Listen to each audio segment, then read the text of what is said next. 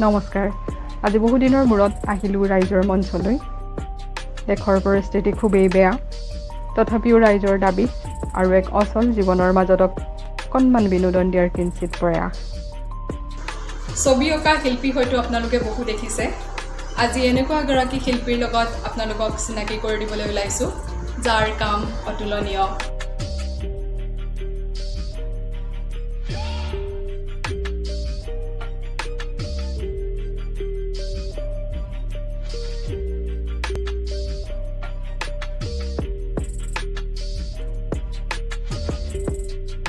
অৰিষা চক্ৰৱৰ্তী এজনী সৰু ছোৱালী, মাক দেউতাকৰ সহযোগত তুলিকা পেঞ্চিলেৰে আৰু বিভিন্ন ৰঙেৰে সাজি উলিয়াইছে বহুকেইখন ছবি।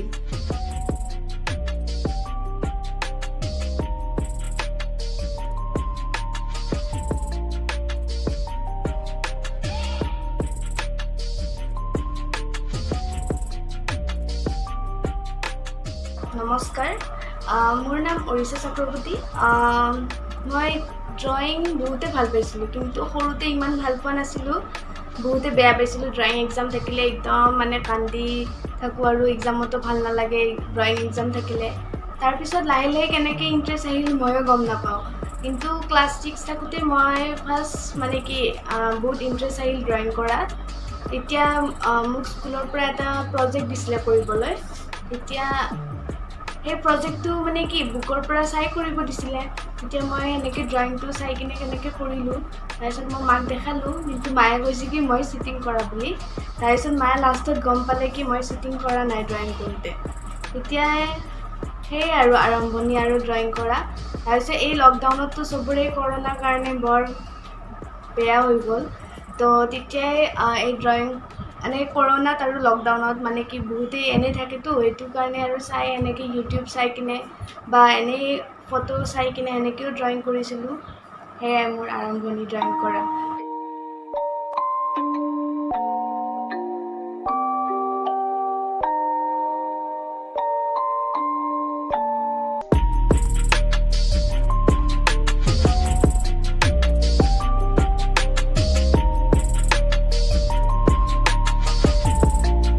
কেৱল ছবি অঁকাৰ মাজতে সীমাবদ্ধ নাথাকি নিজৰ শৈক্ষিক জীৱনো সমান্তৰালকৈ আগুৱাই লৈ গৈ আছে। মই এডুকেশ্যন ক্লাছ 1ৰ পৰা 8লৈকে মই ফাতিমা কনভেন্ট ইংলিছ মিডিয়াম স্কুলত পঢ়িছিলোঁ। ৰঙিয়াত আছে এইখন। মই তাতে 8 years পঢ়িছোঁ। তাৰপিছত মই 9ত মই মহৰ্ষি বিদ্যা মন্দিৰ বৰপজাইত তাতে এডমিশ্যন ল'লোঁ। তাত মই 9-10 পঢ়িলোঁ। তাৰপিছত মই ক্লাছ 10 তাতে পাছ কৰিলোঁ মহৰ্ষি বিদ্যা মন্দিৰৰ পৰা। তাৰপিছত মই 11-12 মই জ্ঞান বিকাশ একাডেমি লৈছিলোঁ। সেইখন জি ৰোডত আছে। তাত মই আৰ্টছ আছিলে মোৰ ষ্ট্ৰীম, আৰু মই তাৰপিছত তাতে পাছ কৰিলোঁ ক্লাছ 12। পঢ়ি কিনে মই এতিয়া BA মই ইংলিছ মেজৰ আছে মোৰ। মই তাতে জ্ঞান বিকাশ একাডেমিতে মই লৈছিলোঁ। মই এডুকেশ্যনটো তেনেকুৱাই মই এনেকৈয়ে চলাই নিছোঁ। অকল সেয়াই নহয় যে এনি টাইম পঢ়ি থাকোঁ, এইটো নহয়। যেতিয়াই টাইম মিলে তেনেকৈয়ে পঢ়োঁ।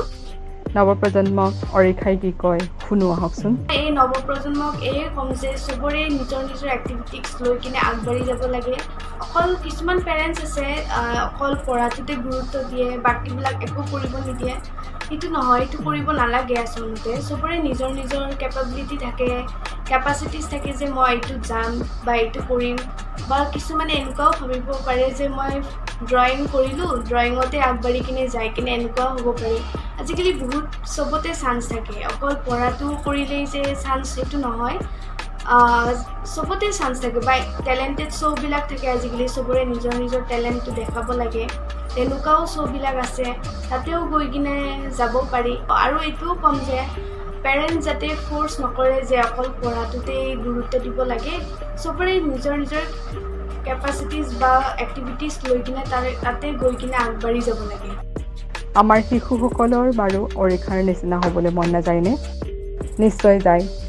ছ'চাইটিত এনেকুৱা নহয় যে অকল বয়জকে ছাপোৰ্ট কৰিব লাগে বা গাৰ্লছক কৰিব নালাগে, তেনেকুৱা একো নাই। দুটাই একেই হয়। দুটাকে ইকুৱেল ছাপোৰ্ট কৰিব লাগে যে বইজ কিবা কৰিলে যে বেছি উৎসাহ দিব লাগে এইটো নহয়, গাৰ্লছকো তেনেকুৱাই দিব লাগে। মই এইটো ক'ম যে স্পেচিয়েলি গাৰ্লছক বেছি ছাপোৰ্ট কৰিব লাগে আজিৰ দিনত, যে গাৰ্লছবিলাকে ইমান ওপৰত গৈছে এতিয়া, তেনেকুৱা নহয় যে অকল বইজে কৰিব পাৰে। চিত্ৰাংকনৰ লগত কোনো আনুষ্ঠানিক শিক্ষা নোলোৱা অৰিশাক আমাৰ তৰফৰ পৰা বহুত শুভকামনা, যাতে কোনোদিনেই পিছলৈ ঘূৰি চাবলগীয়া নহয়।